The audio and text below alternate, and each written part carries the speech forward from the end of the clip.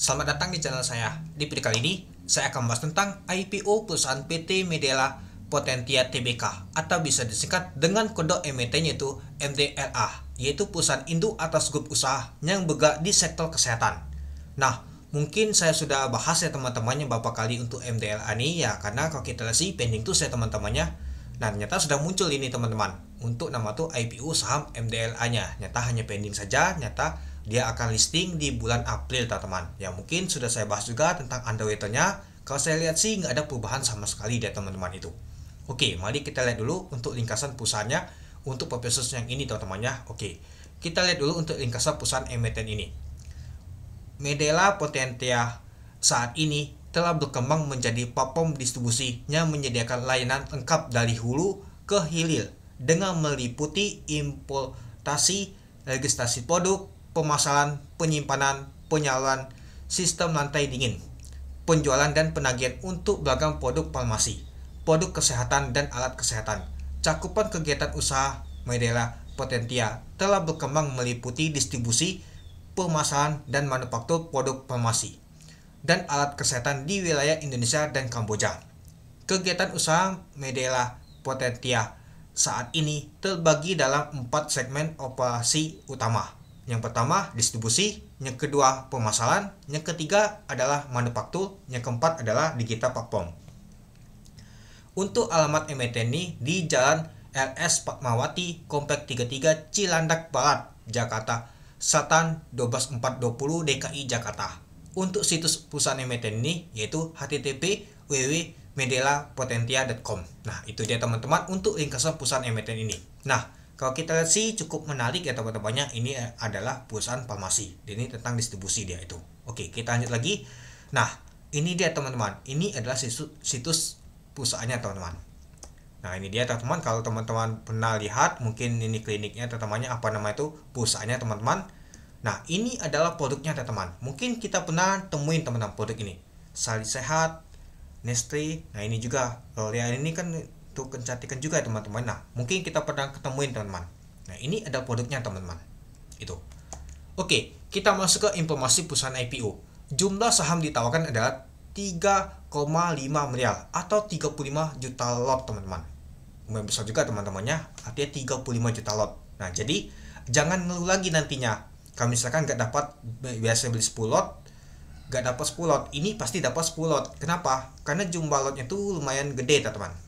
Jumbo jadinya itu. Nah, jadi kalau kita sih jumlah saham ditawarkan ada 3,5 miliar lembar saham. Dari total saham dicatatkan yaitu 25%. Harga penawarnya dari 180 sampai 230. Nah, yang cukup menarik itu meskipun jumlah lotnya itu jumbo, tapi harganya nih rendah teman-teman, nggak tahu jumbo teman-teman itu. Dana diperoleh dari 630 miliar sampai 805 miliar. Untuk penahan awalnya di tanggal 11 Maret sampai di tanggal 17 Maret tahun 2025. Untuk penahan umum di tanggal 27 Maret tahun 2025 sampai di tanggal 11 April tahun 2025. Lama juga teman-teman. Kenapa dia bisa lama itu? Karena ya kejebak nama tuh hari libur teman-teman. Nah, di tanggal 27 Maret itu saya juga berangkat teman-teman. Nah, artinya itu sudah penahan umum teman-temannya. Mungkin di tanggal efektifnya kalau nggak salah sih di tanggal 25 atau di tanggal 26. Mungkin sebelum saya berangkat nanti saya akan bahas untuk nama tuh prospektus finalnya teman-teman itu. Untuk pencatatan saham nanti di tanggal 11 April tahun 2025.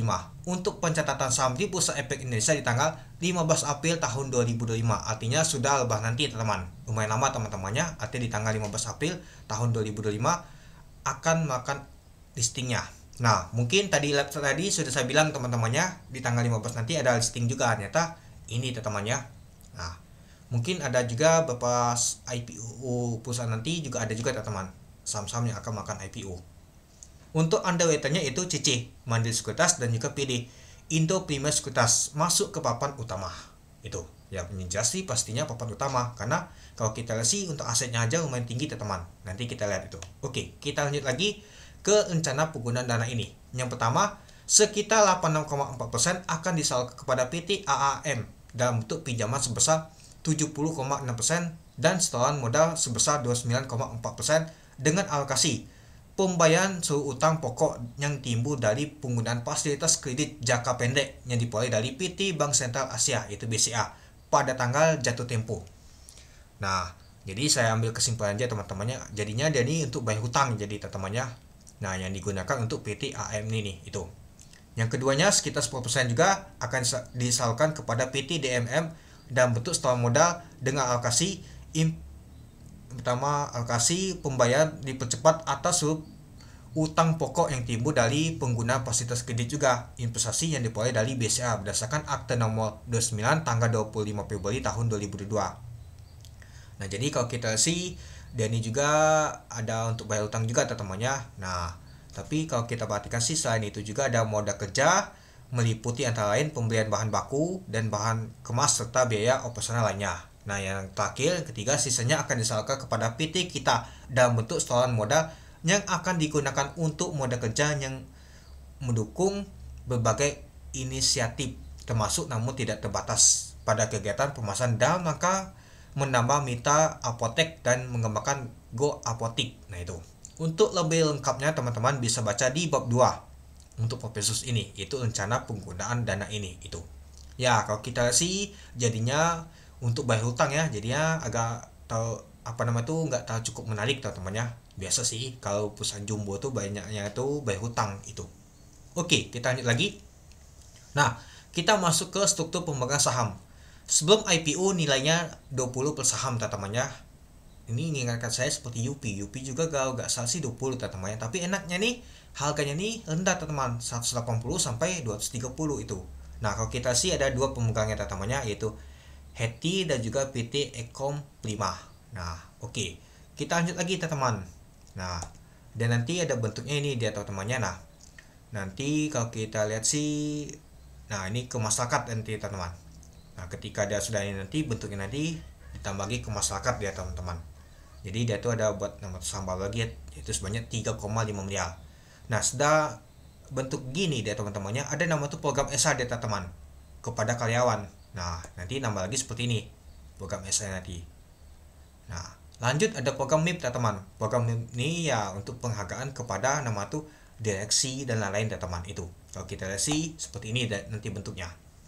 Nah, jadi kalau kita lihat sih jadi total untuk saham yang akan disetorkan nanti sekitar 14 miliar lebih teman-teman itu. Karena ada nama tuh program MIP dan juga SA teman-teman itu. Ya, jadi ya kalau kita lihat sih tetap aja sih lumayan juga teman-teman. Tapi ya kalau kita perhatikan untuk masyarakatnya nanti dikurangin teman-teman. Ya, tadi kan 3,5 miliar jadinya ya lumayan teman-teman karena untuk penerimaan untuk MIP dan juga untuk SA itu. Tapi untuk jumlah sahamnya itu lumayan juga tambahannya itu. Oke, kita lanjut lagi ke pembatasan penjualan saham yang diterbitkan sebelum penahanan umum perdana saham ini. Ya, kalau kita lihat sih sesuai dengan pasal 2 Peraturan OJK tahun 2000 OJK nomor 25 tahun 2017, setiap pihak yang memperoleh saham dari perusahaan dengan harga di bawah harga penahanan dalam jangka waktu 6 bulan sebelum penyampaian pernyataan pendaftar kepada OJK dilarang mengalihkan sebagian atau seluruh kepemilikan saham sampai 8 bulan setelah pernyataan pendaftaran menjadi efektif teman-teman itu. Nah, jadi kalau kita sih dia nggak boleh mengalihkannya teman-teman itu.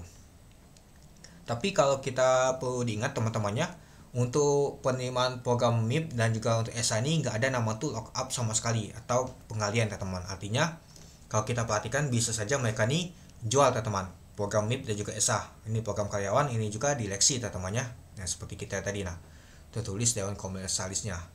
Nah, jadi ya kita lihat nanti teman-temannya. Nah, jadi kedua ini nggak ada nama tuh lock up lah. Tidak ada nama tuh mengalihkan, yang nggak boleh mengalihkan tuh kedua ini aja. Kalau ketiga ini boleh teman-teman, bebas mereka mau jual. Ketika listing nanti misalkan naik ke berapa boleh jual. Tapi yang jelas untuk MIP dan juga SA ini pastinya di harga penahanan umum ya teman-temannya antara di 180 atau di 230 itu. Oke, kita lanjut lagi. Nah, kita masuk ke struktur kepemilikan saham untuk usaha perusahaan ini teman-teman. DLA Hetty, nah ini dia teman-teman yang paling banyak pegang teman-temannya, ada Peli Abidin, ada PT Ekon Prima. Nah, ini dia paling banyak dia pegang teman-temannya. Jadi ya si DLA Hetty ini jadi nama tuh untuk pengendalinya teman-teman itu. Nah, ini dia untuk anak usaha tadi teman-temannya kalau kita perhatikan. Nah, ada AAM, ada DD, ada DA, ada DMM. Nah, ini dia teman-teman tadi singkatannya tadi ya itu. Nah ini untuk anak usahanya semua itu dia. Nah, jadi untuk bayar utang tadi ini ya temannya ini juga sih ada itu. Oke, kita lanjut lagi. Nah, kita lihat dulu untuk apa posisi keuangannya teman-teman. Dalam jutaan rupiah nih teman-temannya. Nah, untuk total asetnya kalau kita sih lumayan besar juga teman-teman asetnya nih. Pertama kita lihat di tahun 2021 aja lumayan juga sih 3,7 triliun teman-teman. Di tahun 2022 meningkat, di tahun 2023 meningkat, di tahun 2024 meningkat lagi. Jadi kalau kita lihat untuk total aset itu 5,6 triliun teman-teman. Besar juga ya. Nah, untuk total utangnya ini lumayan besar juga teman-teman dibandingkan ekuitasnya kalau kita perhatikan. Ya, kalau kita lihat sih di tahun 2021 ke tahun 2022 meningkat, di tahun 2023 meningkat sedikit, di tahun 2024 lumayan juga meningkatnya itu. Jadi kalau kita perhatikan untuk total utangnya ini lumayan juga teman-teman, tinggi banget ya. Untuk total ekuitasnya kalau kita lihat sih dari tahun ke tahun mengalami peningkatan. Ya, jadi kalau kita lihat sih yang paling agak besar utangnya itu ya lumayan juga teman-temannya di tahun 2024. Ya, itulah kenapa tadi itu rencana penggunaan dana tadi digunakan untuk bayar utang. Itu dia. Oke, kita lanjut lagi. Nah, kita lihat dulu nama tuh laporan keuangannya teman-temannya. Nah, untuk laba rugi dan penghasil kompresif lainnya. Ini dalam jutaan rupiah juga teman-teman. Kalau kita lihat untuk penjualannya di tahun 2021 ke tahun 2022 stabil aja teman-temannya, nggak tahu meningkat juga. Di tahun 2003 lumayan meningkat ya teman-teman dibandingkan di tahun 2022. Coba kita bandingkan di tahun 2003 ke tahun 2024. Kalau kita lihat sih meningkat ya teman-temannya. Lumayan juga sih meningkatnya ya. Nah, lalu kalau kita lihat sih untuk nama itu total penghasilan kompresif periode tahun berjalannya. Nah, ini untuk laba periode berjalannya teman-temannya. Dari tahun 2021 ke tahun 2022 agak sedikit menurun dia teman-teman. Yang mungkin kalau kita perhatikan sih untuk laba brutonya nih lumayan juga teman-teman itu. Nah, lalu kalau kita sih untuk di tahun 2023 menurun lagi dia teman-teman. Ya, kalau kita perhatikan malah menurun dia teman-temannya. Nah, coba kita lihat untuk di tahun 2003 ke tahun 2024 teman-teman. Tapi kalau kita perhatikan sih untuk di tahun 2024 lebih meningkat dibandingkan di tahun 2023 sampai di bulan September dia itu.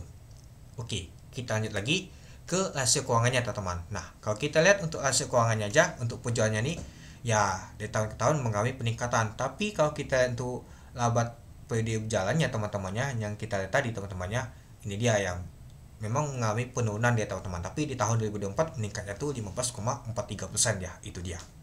Oke, kita lanjut lagi masuk ke kebijakan dividen. Setelah penahanan umum perdana saham ini, perusahaan bermaksud membayarkan dividen kas dalam jumlah minimum sebesar 40% dari laba bersih mulai tahun 2025 berdasarkan laba bersih tahun buku 2024. Artinya di tahun 2025 ini dia membagi dividen teman-teman laba bersih di tahun 2024. Nah, artinya ada potensi akan bagi dividen ya teman-teman di tahun ini. Tapi kita tetap juga untuk nama tuh lihat di laporan umum pemegang saham nanti teman-teman. Dan juga nanti untuk mempertimbangkan juga. Ya, yang jelas sih teman-teman tuh bisa lihat nanti di pada saat nanti Bapak dan nanti bagi dividen itu. Dan juga kalau kita sih untuk lebih lengkapnya teman-teman bisa baca di bab 10 untuk purpose ini yaitu tentang kebijakan dividen itu dia. Oke, kita lanjut lagi ke policy untuk MDLA di tahun 2023 untuk harga di 180 sampai di 230. Untuk PBP-nya di 180 yaitu 1,30 kali, untuk di 230 yaitu 1,66 kali. Untuk PEL-nya di 180 yaitu 8,48 kali, untuk di 230 yaitu 10,84 kali. Untuk BP-nya sama 138,55, untuk DEL juga sama 141,83%, untuk E juga sama 15,32%. Untuk EPS 21,22%. Untuk jumlah saham di setokan penuh adalah 14 miliar, untuk ekuitasnya 1,9 triliun, untuk laba bersihnya yaitu 297 miliar, untuk total hutangnya yaitu 2,7 triliun. Untuk market cap di 180 yaitu 2,5 triliun, untuk market cap di 230 yaitu 3,2 triliun. Nah, kalau kita lihat untuk policy untuk MDLA cukup menarik banget teman-teman, murah banget ini teman-teman. Ya, karena harganya tuh murah teman-teman di 180 sampai 230. Coba harganya tuh kita ubah di 1.800 sampai 2.300. Kita anggap saja seperti UP. Itu pastinya mahal banget teman-teman. Nggak tahu cukup menarik. Karena harganya di bawah seperti ini cukup menarik teman-teman. Apalagi yang saya cukup menarik tuh di harga di 180. Ya, kenapa? Karena A-nya nanti 35% teman-teman. Itu jadinya cukup menarik itu dia. Oke, kita lanjut dulu. Untuk policy MDLA di tahun 2024 jika disetahunkan. Untuk harga yang sama di 180 sampai 230. Untuk PBP-nya di 180 yaitu 1,19 kali, untuk di 230 yaitu 1,52 kali. Untuk pelnya di 180 yaitu 7,52 kali, untuk di 230 yaitu 9,60 kali. Untuk BP yang sama 151,04, untuk del juga sama 169%, untuk OI juga sama 15,86%, untuk EPS 23,95, untuk jumlah saham di stok yang penuh adalah 14 miliar. Untuk ekuitas yaitu 2,1 triliun. Untuk laba bersih di tahun 2024 jika disetahunkan yaitu 335 miliar. Untuk total hutangnya yaitu 3,5 triliun. Untuk market cap di 180 yaitu 2,5 triliun. Untuk di 230 yaitu 3,2 triliun. Nah, jadi kalau kita lihat untuk policy untuk MDLA di tahun 2024 itu cukup menarik banget teman-teman. Ya, kalau kita lihat sih nggak jauh beda sih untuk policy teman-temannya. Tapi ya kalau pastinya akan digunakan di tahun 2024 teman-teman. Ya, kalau kita lihat sih masih murah policy teman-teman. 1,19 kali kalau diambil di harga 180 atau diambil di harga atas di 230 itu 1,52 kali itu. Nah, inilah kalau misalkan jumlah lotnya tuh jumbo,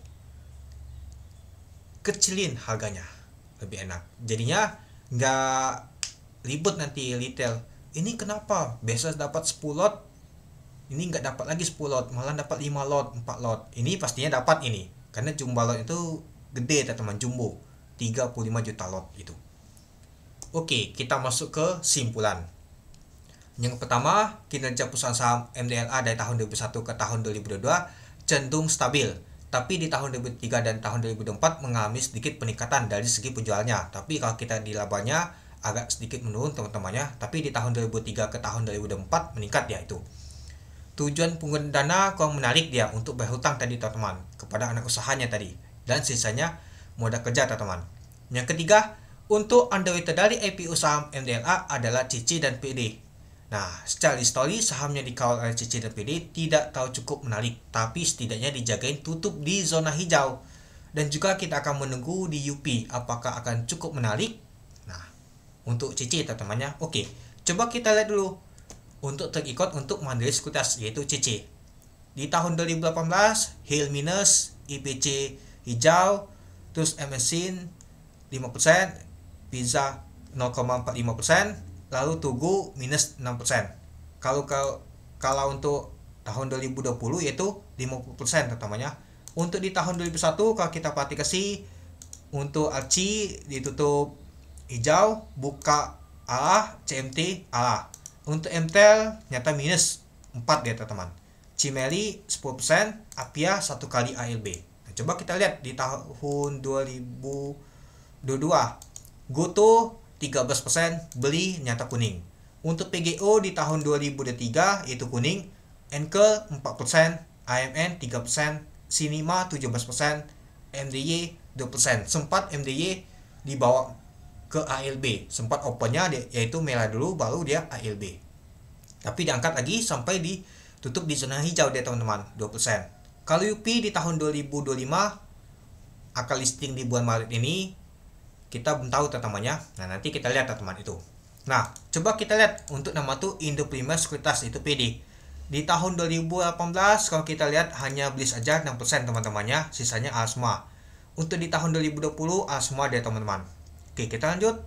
Di tahun 2022 Goto 13%, Pai minus 1%. Nah, Pai ini tentang kesehatan juga teman-teman, rumah sakit teman-teman. Nyata ditutup di zona merah deh teman-teman, sektor kesehatan juga. Nah, sempat juga ya 6% kalau nggak salah 5% ya. Tapi kalau nggak salah sih sempat hijau dulu dia teman-teman, itu dia. Lalu beli kuning dia. Untuk MBMA 11%, Sinima 17%, MSTI 7%. Nah, jadi kalau kita lihat sih untuk kita katakan PD bisa ditutup di zona hijau ya teman-temannya. Tapi kalau di A sih agak susah sih, agak berat sih itu. Nah, jadi kalau kita lihat sih untuk trik ikut untuk CC dan sama PD itu masih cukup menarik karena masih ditutup di zona hijau. Tapi ya kalau kita perhatikan sih apalagi CC ini memang spesialis bawa jumbo dia teman-teman itu. Ya mungkin sudah MDLA nanti SMIP teman-teman. SMIP juga underweight-nya CC teman-teman. itulah kenapa kemarin saya bilang dia nggak mungkin bisa barengan dia teman-teman. Masa UP lalu ada MDLA langsung, nggak bisa dia teman-teman. Mungkin dia 1 bulan kemudian baru dia ngawal lagi dia teman-teman itu. Nah, yang keempat untuk IPO saham MDLA valuasi itu cukup murah dan sedikit menarik, tapi yang kurang menarik hanyalah underweight-nya saja teman-teman itu. Nah, nanti saya pikirkan lagi teman-teman. Yang kelima, kalau tidak ada barengan listing IPO saham MDLA, yang lain pastinya cukup menarik ini, tergantung sama record UP nanti. Kita lihat listing nanti teman-teman. Dan perlu diingat juga, ini jumlah sahamnya itu jumbo, 35 juta lot. Yang ngeluh kalau dapat sedikit, jangan ngeluh juga kalau dapat banyak. Nah, misalkan teman-teman tuh ngeluh, wah banyak banget ini, saya pesan 20 juta tahun dapatnya tuh 50%. Nah, terkejut teman-teman. Nah, jangan terkejut. Dia dikasih banyak ngeluh, dia dikasih sedikit ngeluh. Ya, jadi mau apa itu?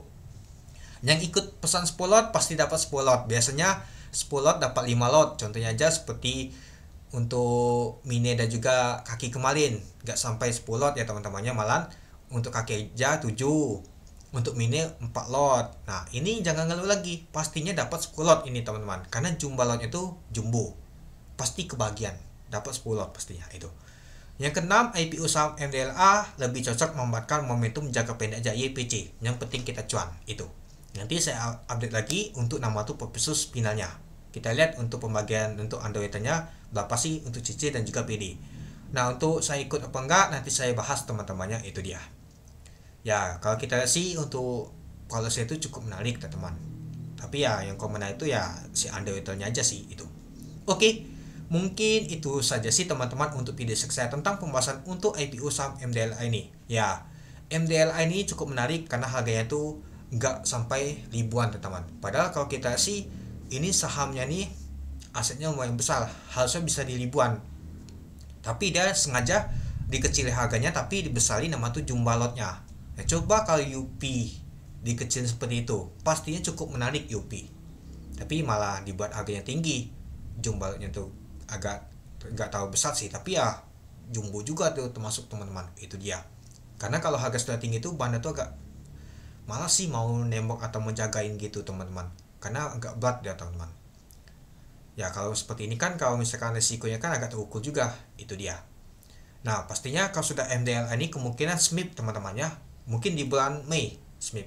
Nanti kita tunggu aja karena underweight-nya sama itu. Oke, mungkin itu saja sih teman-teman untuk video saya tentang pembahasan untuk IPO saham MDLA ini. Nah yang kita tunggu ternyata muncul teman-temannya. Ya kemarin itu mau saya munculin, tahunnya nggak muncul, sudah saya tunggu aja untuk nama tuh versus pembaruannya, ternyata ada itu. Oke, mungkin itu saja sih teman-teman untuk video saya tentang pembahasan untuk saham MDLA ini. Artinya sudah lebaran nanti kita bisa dikasih cuan lagi itu. Oke, sekian dulu video saya. Terima kasih menonton. Salam cuan.